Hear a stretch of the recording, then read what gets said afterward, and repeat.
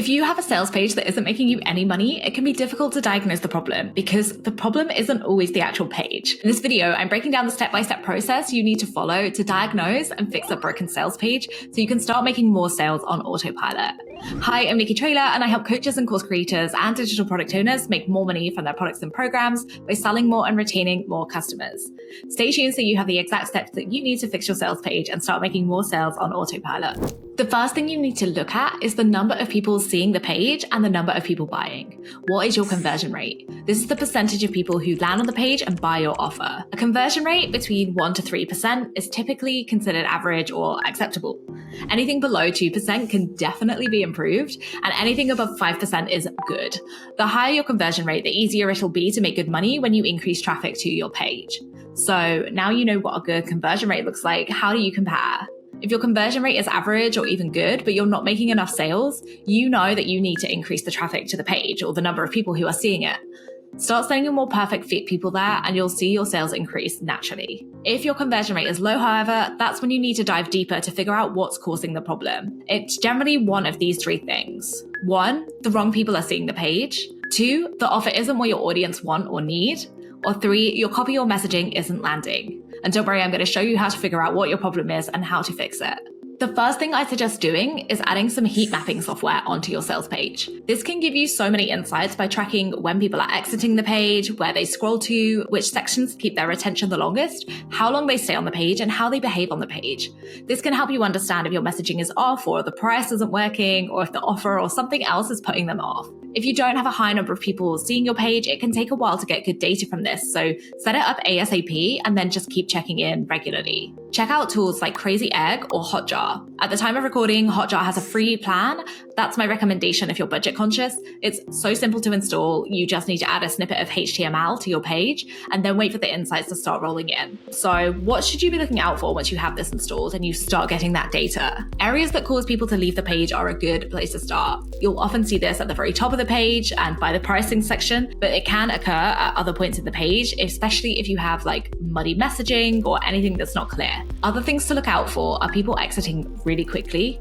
If they don't scroll at all and decide to leave the page, this could be because the offer isn't a great fit for them, the messaging doesn't articulate how good a fit the offer is for them, or they don't find what they were expecting on the page. Look at the messages that you use to drive traffic to the page, like your emails, your social media posts, and see whether it sounds like the same offer. You could be driving the wrong people to click through. Vague or cluttered language can also be really off-putting, as it means people have to think too hard to understand whether your offer is a good fit.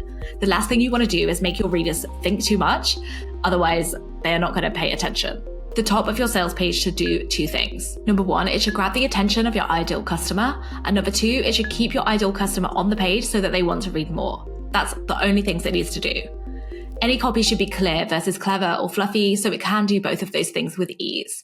And if it doesn't instantly do that, you should prioritize changing this section. If you want more tips on increasing sales in your online business, don't forget to bump the subscribe button for weekly tactics and insights. The next thing I would do to work out what's wrong with my sales page is to speak to my ideal clients. This could be people who saw the page and didn't buy, or it could be people you'd want to buy your offer in the future. For people who saw the page and didn't buy, ask them why and try and understand if there was anything missing and if it was clear what the offer was. And maybe even ask them if they can describe what they thought the offer was without you telling them.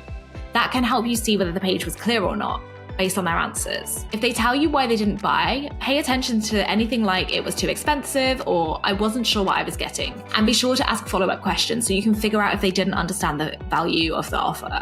For ideal future customers who haven't yet seen the page, get them to read sections of your sales page and ask questions about it like, who do you think this offer is for based on what you've seen? Or what do you think people would get out of this offer?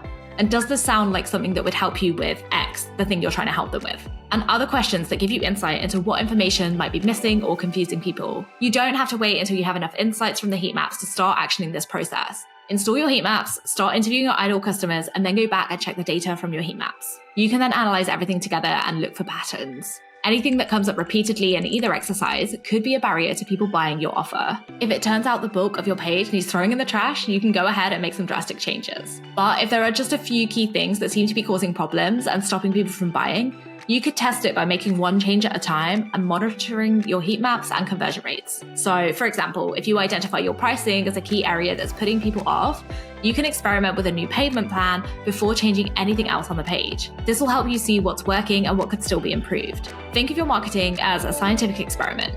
You can only make a best guess at what's not working and try to fix it. The results should tell you if your idea was right. By gradually tweaking things and monitoring the results, you can pinpoint each change to an increase in sales or a decrease in sales and know what to look for or improve in the future. If you want to know how to write a killer sales page that actually converts, check out the next video on the 9 must-have components for an effective sales page.